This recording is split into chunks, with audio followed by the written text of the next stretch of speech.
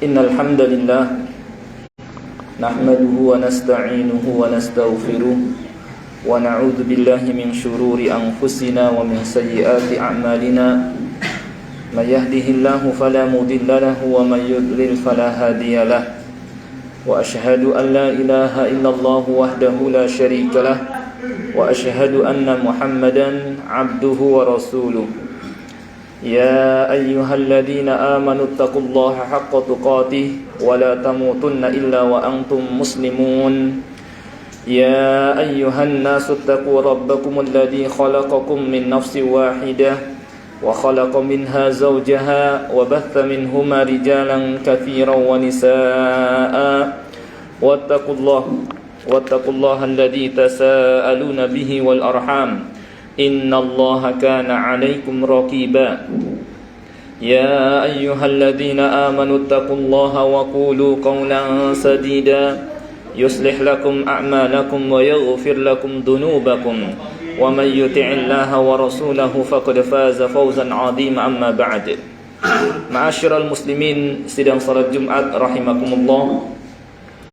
Pertama-tama marilah kita sama-sama memanjatkan puja dan puji syukur kehadirat Allah Subhanahu wa taala yang tidak henti-hentinya melimpahkan kepada kita semua nikmat-nikmatnya, terutama adalah nikmat Islam. Demikian pula nikmat taufik, dimudahkan kita oleh Allah Subhanahu wa taala untuk melangkahkan kaki kita menuju rumahnya, melaksanakan salah satu perintahnya, yaitu salat Jumat berjamaah. Salawat dan salam tidak lupa kita sampaikan kepada Nabi kita Nabi Muhammad sallallahu alaihi wasallam, kepada keluarganya, para sahabatnya, dan orang-orang yang mengikutinya hingga hari kiamat. Khatib berwasiat baik kepada diri khatib sendiri maupun kepada para jamaah sekalian, marilah kita tingkatkan terus takwa kita kepada Allah Subhanahu wa taala. Faqad fazal muttaqun, karena orang-orang yang bertakwalah yang akan memperoleh kebahagiaan baik di dunia maupun di akhirat. Takwa dalam arti imtithalu awamirillah wajtinabu nawahi, melaksanakan perintah-perintah Allah Subhanahu wa taala dan menjauhi larangan-larangannya. Ma'asyiral muslimin, sidang salat Jumat rahimakumullah. Beberapa hari ke depan insyaallah kita akan memasuki bulan Ramadan, bulan yang penuh dengan keberkahan, bulan di mana amal soleh dilipat gandakan pahalanya berkali-kali lipat, bulan yang pada bulan tersebut Al-Quran diturunkan, pintu surga dibuka, pintu neraka ditutup, dan setan-setan yang durhaka dibelenggu. Bulan yang di malamnya, di akhir dari bulan Ramadan, di 10 terakhirnya ada malam yang lebih baik daripada 1000 bulan, itulah malam Lailatul Qadar, dan keutamaan-keutamaan lainnya. Ramadan adalah bulan yang penuh dengan keberkahan dan kesempatan bagi kita untuk meraih pahala Allah Subhanahu wa taala yang sebanyak-banyaknya, dan menyiapkan bekal yang banyak untuk menghadapi kematian yang pasti akan menghampiri kita semua. Kesempatan itu ada pada bulan Ramadan. Maka sudah sepatutnya kita memanfaatkan, memaksimalkan bulan Ramadan dengan sebaik-baiknya. Maka pada kesempatan khutbah kali ini, khatib insyaallah akan menyampaikan beberapa kiat agar kita dapat memaksimalkan bulan Ramadan dengan sebaik-baiknya. Ma'asyiral muslimin, sidang salat Jumat rahimakumullah. Agar kita dapat memaksimalkan bulan Ramadan dengan sebaik-baiknya, ada beberapa cara, ya. Dan sebelum juga khatib menyampaikan kiat tersebut, Nabi SAW menyampaikan, man hurima khairuha faqad hurim. Barang siapa yang terhalang dari mendapatkan kebaikan, keutamaan dari bulan Ramadan, maka dia adalah orang yang malang. Orang yang malang adalah orang yang ketika memasuki bulan Ramadan tapi dia tidak memaksimalkan, tapi dia tidak memanfaatkan, dia malah menyia-nyiakan Dia menjadikan bulan Ramadan seperti bulan-bulan yang lain yang tidak dia isi dengan amal saleh. Tidak ada peningkatan pada amalnya. Dia jadikan Ramadan seperti bulan-bulan yang lain yang tidak dia isi dengan amal saleh. Itu adalah orang yang malang. Itu adalah orang yang rugi. Maka agar kita tidak seperti itu, bagaimanakah cara agar kita dapat memaksimalkan bulan Ramadan dengan sebaik-baiknya? Di antara cara agar kita dapat maksimalkan bulan Ramadan, yang pertama adalah kita berdoa kepada Allah Subhanahu wa taala.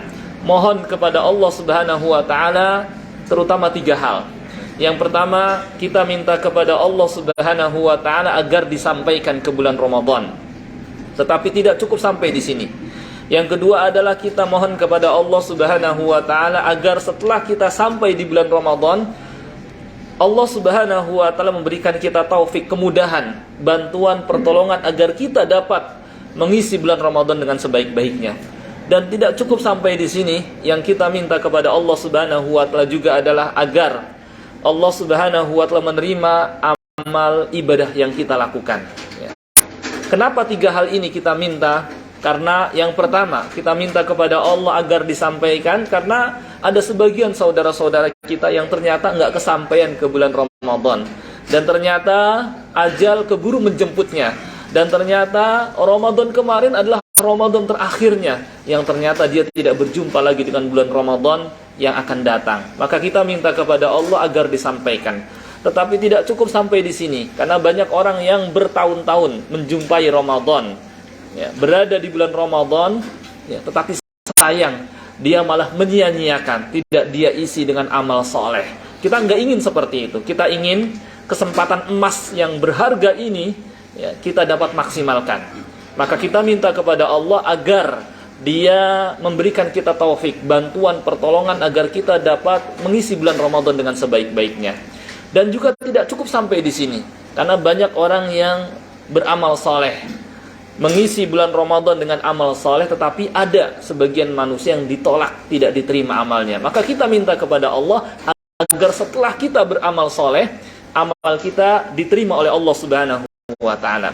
Dan itu dicakup dalam doa yang dipanjatkan oleh generasi terdahulu, di antaranya 2 orang tabi'in yang bernama Yahya bin Abi Katsir dan Makhul Asyami, yaitu Allahumma sallimna li Ramadan wa sallim Ramadana lana wa tasallamhu minna mutaqabbala.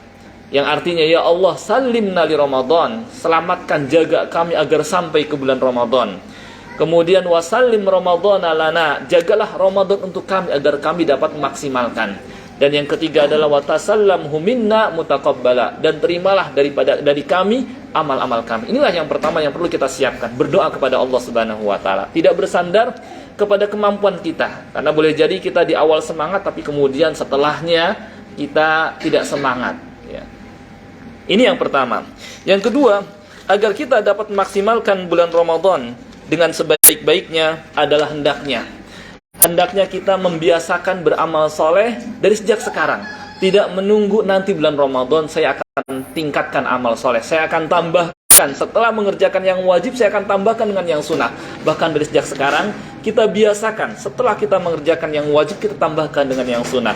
Sholat misalnya, di samping sholat yang 5 waktu kita tambahkan dengan sholat sunnah rawatib, ditambahkan juga dengan sholat duha, di malam hari dengan sholat malam, dan amal-amal sunnah lainnya kita tambahkan. Termasuk juga dengan berpuasa. Makanya kalau kita lihat sunnah Rasulullah SAW di bulan Syaban ini, beliau memperbanyak puasa. Di mana di antara faedahnya adalah agar nantinya ringan ketika memasuki bulan Ramadan, sehingga ketika menjalankan ibadah puasa, karena sebelumnya terbiasa berpuasa, sebelumnya terbiasa beramal soleh, maka ketika masuki bulan Ramadan dia ringan dalam menjalankannya. Akan tetapi dalam pelaksanaan puasa Sya'ban, kalau kita lihat sunnah Rasulullah SAW, beliau memperbanyak, yakni berpuasa dari awal bulan Sya'ban, tidak dari pertengahan apalagi di akhir. Karenanya ulama menerangkan ada 3 hukum berpuasa Sya'ban ini. Bisa sunnah, yakni dianjurkan kalau memulai dari bagian awal bulan Sya'ban dengan memperbanyak puasa sunnah di situ, baik puasa Senin Kamis kah, puasa Nabi Dawud kalau mampu, atau ditambah dengan Ayyamud Bid. Kemudian bisa menjadi makruh kalau memulai puasanya di pertengahan. Kata Nabi SAW, "Idzan tasafa Sya'banu fala tasumu." Kalau Sya'ban sudah di pertengahan maka jangan puasa. Yakni makruh berpuasa, yakni memulainya dari pertengahan, dan bisa jadi haram dalam dua keadaan. Yaitu keadaan yang pertama ketika dia baru mulai puasa menjelang bulan Ramadan sehari atau 2 hari sebelumnya. Karena kata Nabi SAW, "La tataqaddamu Ramadan bi shaumi yaumin wala yaumain illa rajulun kana yasumu shauman falyasumhu." Janganlah mengawali bulan Ramadan dengan berpuasa sebelumnya sehari atau 2 hari, kecuali kalau seorang sebelumnya sudah terbiasa berpuasa, maka silahkan. Yang kedua, menjadi haram juga puasa Sya'ban ketika seorang berpuasa pada hari yang masih meragukan apakah masih berada di bulan Sya'ban atau sudah masuk bulan Ramadan. Karena dalam hadis Ammar bin Yasir disebutkan, "Man shama yaumash syakki faqad asa Abul Qasim." Barang siapa yang berpuasa pada hari yang masih meragukan, maka dia telah bermaksiat kepada Abul Qasim, yakni Rasulullah SAW. Kalau mau membiasakan puasa dari bagian awal bulan Sya'ban, maka sebagai persiapan memasuki bulan Ramadan, hendaknya dia membiasakan beramal soleh dari sejak sekarang, ya. Dengan sholat sunnah ditambahkan setelah sholat fardu, kemudian juga dengan berpuasa, demikian pula dengan membaca Al-Quran dibiasakan dari sejak sekarang, agar nantinya ringan ketika masuki bulan Ramadan. Seakan-akan ibadah, memperbanyak ibadah di bulan Sya'ban merupakan pemanasan dan persiapan memasuki bulan Ramadan, agar nantinya dia terbiasa dan tidak kaget. Seperti berpuasa, ketika seorang di bulan Sya'ban sudah terbiasa berpuasa, maka nanti ketika masuki bulan Ramadan ringan bagi dia menjalankan puasa Ramadan, karena sebelumnya sudah terbiasa berpuasa. Beda kalau sebelumnya nggak puasa sama sekali, masuk bulan Ramadan khawatirnya terasa berat, kaget, karena sebelumnya belum dibiasakan. Ini persiapan yang kedua, membiasakan beramal soleh dari sejak sekarang.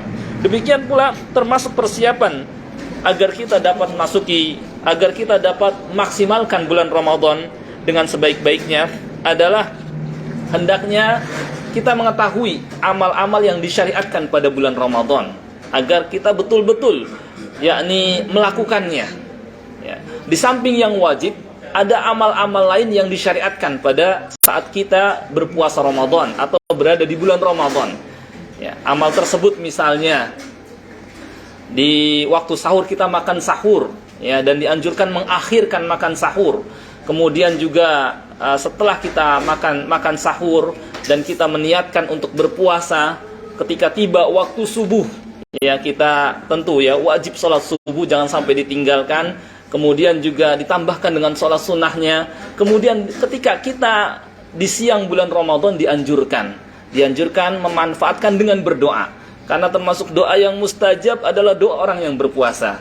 Nabi SAW bersabda, "Thalathu da'awat mustajabat." Ada 3 doa yang mustajab. Di antaranya da'watus shaim, doa orang yang berpuasa. Maka manfaatkan dengan berdoa.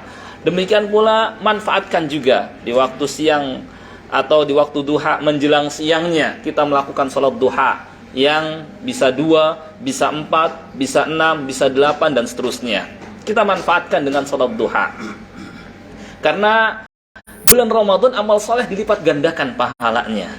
Demikian pula kita manfaatkan dengan memperbanyak membaca Al-Quran. Hendaknya kita azamkan dalam hati kita, pokoknya kita harus khatam, ya, membaca Al-Quran di bulan Ramadan. Jangan sampai nggak khatam sama sekali. Mudah caranya. Sehari 1 juz maka akan selesai dalam waktu sebulan penuh 30 juz, ya, selesai. Cuma kalau umpama kita tingkatkan sehari 2 juz maka kita akan khatam 2 kali. Kalau kita tingkatkan lagi sehari 3 juz maka kita akan khatam 3 kali dalam bulan Ramadan. Semakin banyak berapa juz yang kita khatamkan, maka semakin berkali-kali kita menghatamkan Al-Quran. Dan seperti inilah generasi pertama Islam. Mereka berkali-kali menghatamkan Al-Quran, apalagi di bulan Ramadan. Ada yang setiap 3 hari sekali khatam, karena seharinya 10 juz, ya. Mereka berkali-kali menghatamkan Al-Quran. Kalau sampai kita nggak khatam di bulan Ramadan, sekalipun nggak khatam, kita tertinggal jauh dengan mereka. Padahal 1 juz itu hanya sebentar saja. Mungkin hanya makan waktu nggak sampai 1 jam. Dan itu bisa kita manfaatkan, ya, di waktu senggang kita. Dan saya yakin kita semua memiliki waktu yang senggang. Misalnya ketika kita menuju ke tempat kerja, naik kendaraan umum, sambil menuju ke tempat tujuan kita baca Al-Quran. kita install Al-Quran di HP kita, atau kita bawa Al-Quran, kita tunjukkan nggak apa-apa ke tengah-tengah manusia, sekaligus mengajarkan kebaikan, sekaligus mencontohkan kebaikan. Karena man sanna fil Islam sunnatan hasanah falahu ajruha wa ajru man amila biha ba'dah.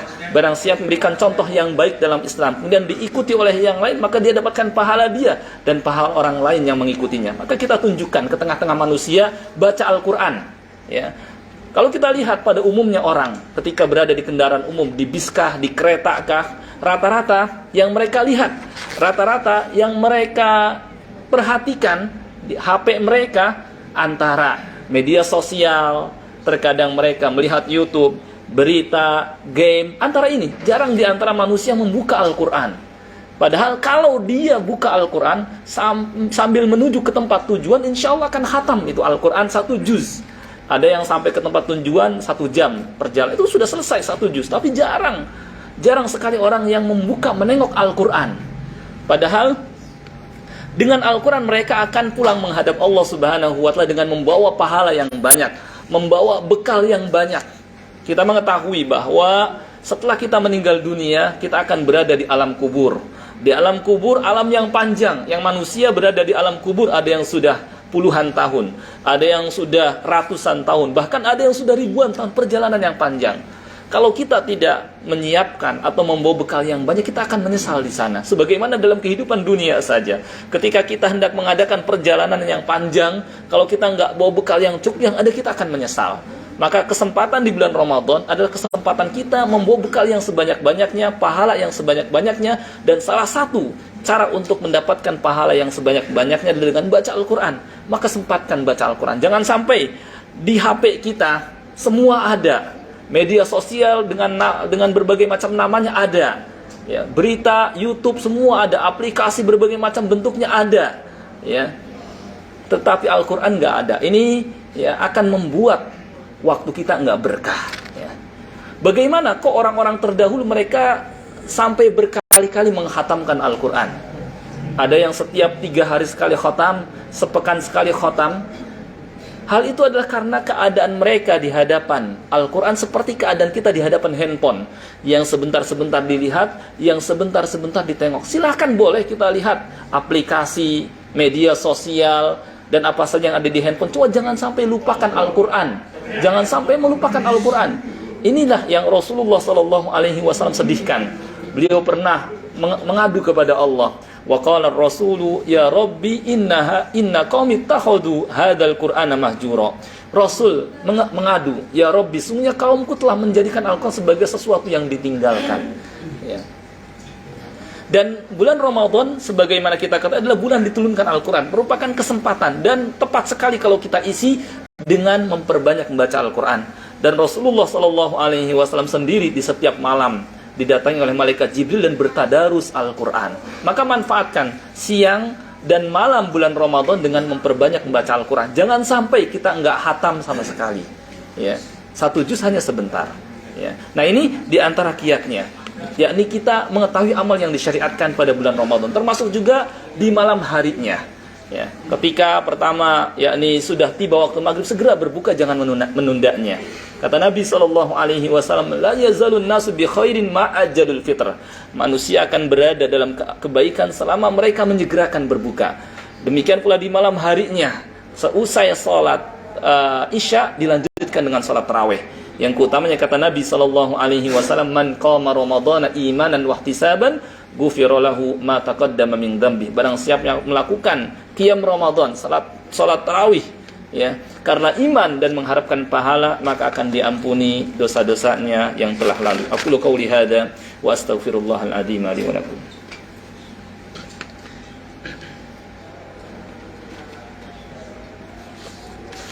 Alhamdulillahi rabbil alamin wal aqibatu lil muttaqin wala udwana illa 'alal zalimin.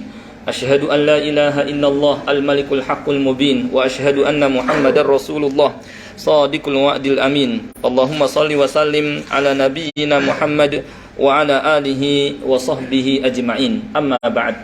Ma'asyiral muslimin sidang salat Jumat rahimakumullah.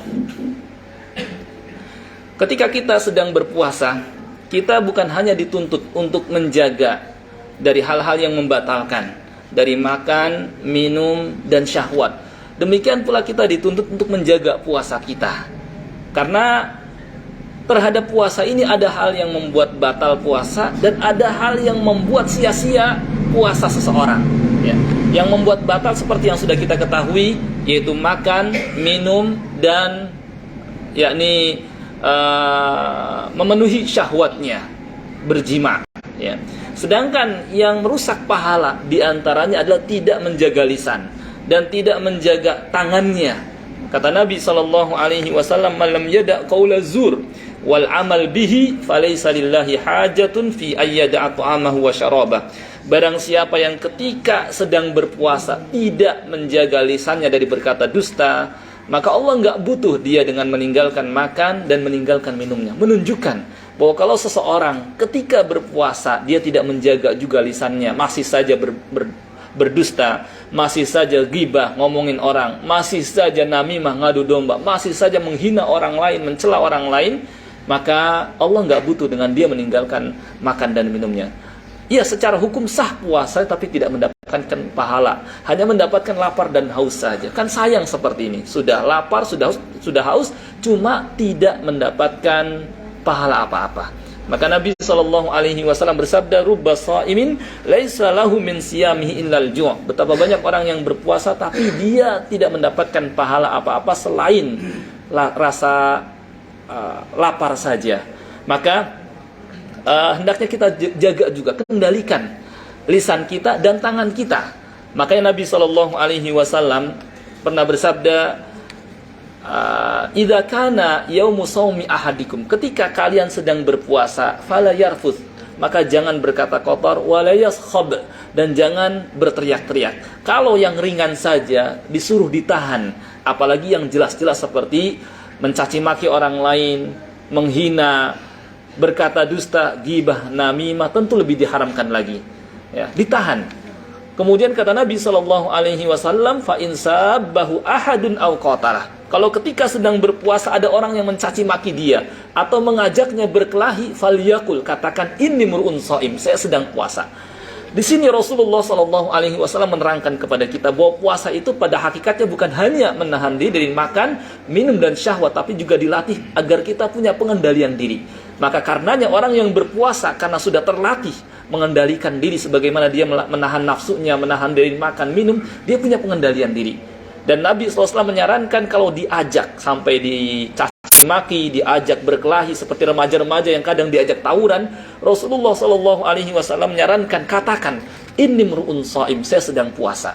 Yakni agar dia tidak meladeni caci makian orang lain, juga tidak meladeni ajakan berkelahi. Katakan, saya sedang puasa. Demikian pula orang lain yang disampaikan ini agar berpikir, pantas enggak orang yang sedang puasa diajak untuk membalas caci makian?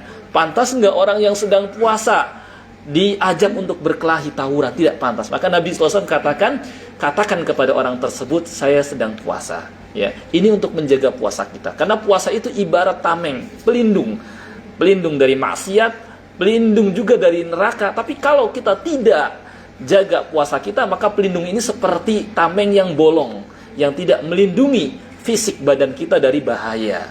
Maka kita minta kepada Allah Subhanahu wa taala agar ketika kita menjalankan ibadah puasa, Allah Subhanahu wa taala bantu kita untuk menahan juga lisan kita, menahan juga anggota badan kita dari berbuat maksiat, dari hal-hal yang dapat merusak pahala kita. Kita minta kepada Allah Subhanahu wa taala agar Dia menerima amal ibadah juga yang kita kerjakan di bulan Ramadan.